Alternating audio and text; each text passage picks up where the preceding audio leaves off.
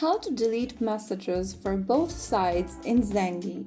Hello everyone, welcome back to another video from Wake&Tech. If you are on Zangi and wondering how to remove a message from both sides of the chat, don't worry, it is a simple process and this beginner-friendly guide will walk you through the step. First of all, launch open the Zangi application on your device and sign into your account if you haven't already.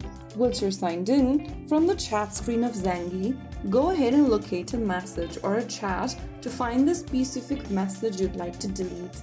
Once you're inside the conversation thread, go ahead and press and hold the message you want to delete from both ends. Once you do that, the message will be selected and go to the top of the screen to find this trash icon.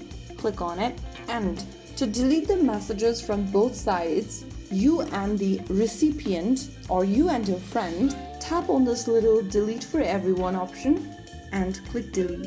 Now the selected message will be deleted from both of your ends. So there you have it, you've successfully learned how to delete messages from both sides in Zangi. If you found the video to be helpful, don't forget to like, share and subscribe to our channel. I will be back again in the next video with more Zangi tutorials.